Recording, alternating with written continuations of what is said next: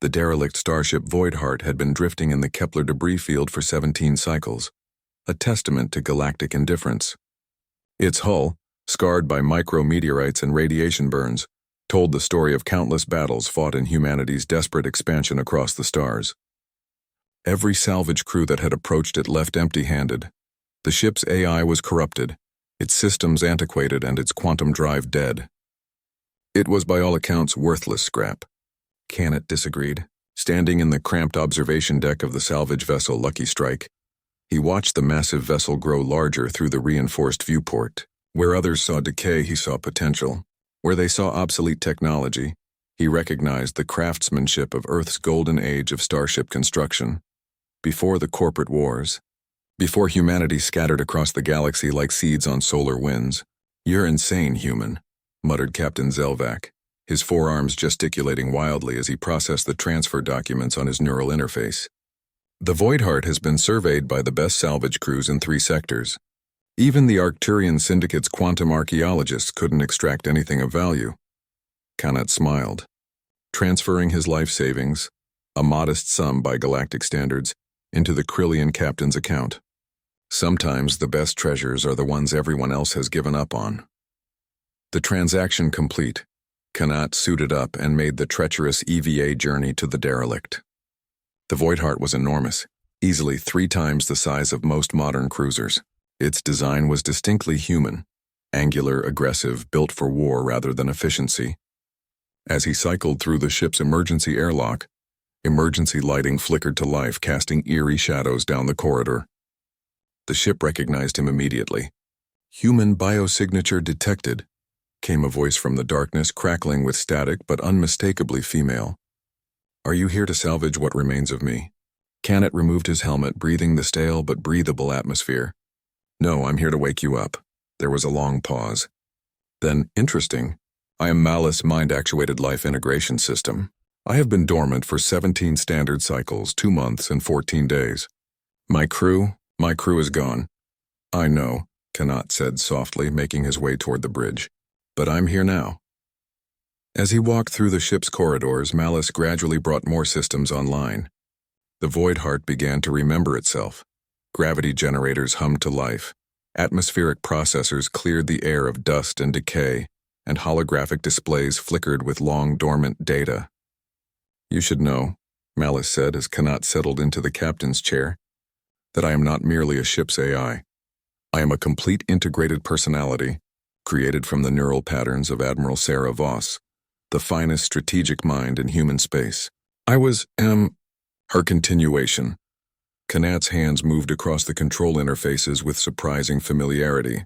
He had studied this class of ship obsessively during his years as a freight hauler, dreaming of the day he could afford something better than his cramped cargo runner.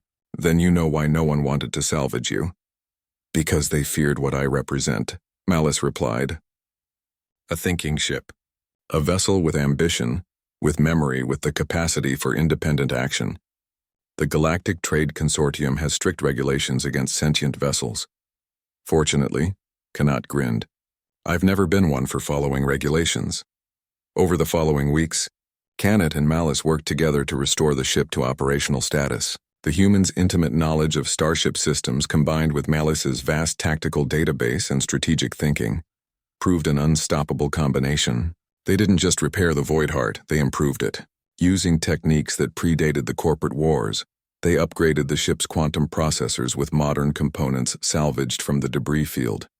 Malice's consciousness expanded, her processing power multiplying exponentially.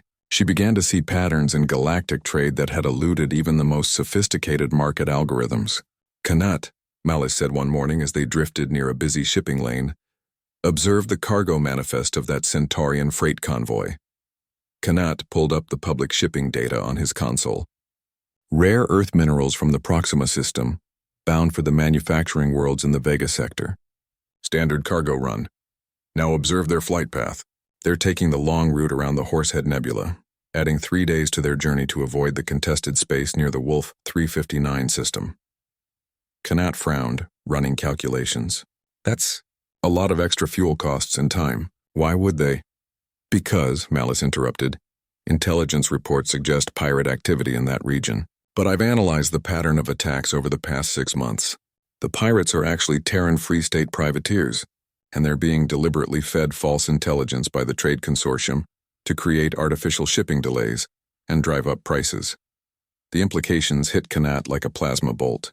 If we could provide secure passage through that route, we could undercut the major shipping companies by 30%, Malice finished. But it would require convincing clients that an old human warship can protect them better than corporate security fleets. That's exactly what they did. The Voidheart began offering escort services to independent traders and small shipping companies. Malice's tactical brilliance, combined with the ship's formidable but outdated weapon systems, proved devastatingly effective against pirates and raiders. Word spread quickly through the underground networks. There was a human captain with an ancient warship who could guarantee safe passage through the galaxy's most dangerous trade routes. Within 6 months, Kanat found himself at the head of an interstellar shipping empire. Independent captains flocked to his banner, offering to join his growing fleet in exchange for protection and lucrative contracts. The Voidheart became the flagship of what traders began calling the Ghost Fleet, vessels that moved through space like phantoms, always one step ahead of pirates, corporate interference, and trade blockades.